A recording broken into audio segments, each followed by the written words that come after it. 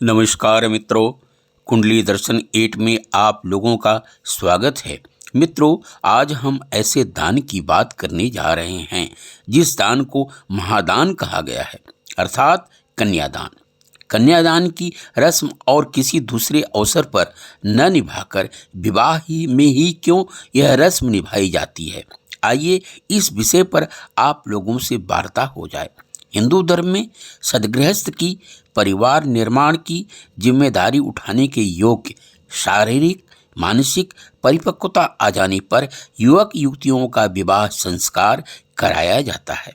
कन्यादान को संस्कृत में पाणी ग्रहण संस्कार कहते हैं, जहां दूल्हा दुल्हन के पिता से उसकी पुत्री का हाथ ग्रहण करता है। यह शब्द पाणी का मतलब हाथ और ग्रहण का अर्थ है लेना से मिलकर बना है, जो दर्शाता है कि यह एक ऐसा संस्कार है जिसमें पिता अपनी बेटी का हाथ दूल्हे को सौंपता है। हाथ दूल्हे को सौंपकर माता पिता स्वयं को सौभाग्यशाली मानते हैं।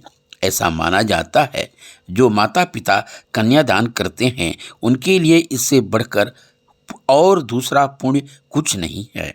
यह दान उनके लिए मोक्ष की प्राप्ति के द्वार खोल देता है, क्योंकि विवाह में वर को भगवान विष्णु और वधू को मां लक्ष्मी का दर्जा दिया गया है। विवाह के समय कन्या का हाथ पकड़कर वर कन्या के पिता को यह आश्वासन देता है कि वो उम्र भर उसकी बेटी को खुशहाल रखेगा और उसे कभी भी कोई विपदा नहीं आने देगा। इतना ही नहीं, दोनों एक दूसरे का हाथ साथ नहीं छोड़ेंगे। दोनों एक दूसरे के परिवार की जिम्मेदारी को निभाने में एक दूसरे का साथ देंगे। कन्यादान की प्रथा सबसे पहले दक्ष प्रजापति द्वारा शुरू की गई। दक्ष प्रजापति की 27 कन्याएं थी, जो 27 नक्षत्र भी मानी जाती हैं। दक्ष प्रजापति अपनी 27 कन्याओं को चंद्र देव को सौंपते हुए आदान किया था। कन्यादान का महत्व रामायण से पता चलता है।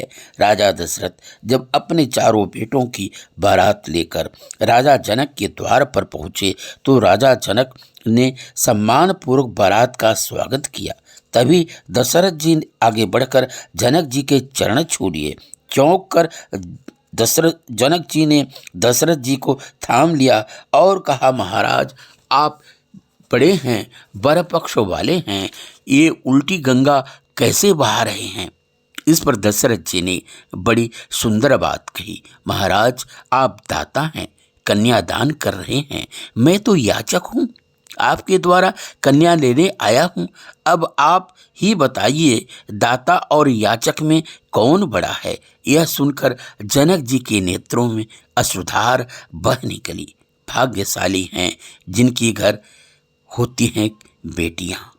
मित्रों, अभी आप लोगों ने सुना कन्यादान का महत्व और उसके साथ विवाह से में क्यों निभाई जाती है कन्यादान की रस्म, पाणी ग्रहण संस्कार।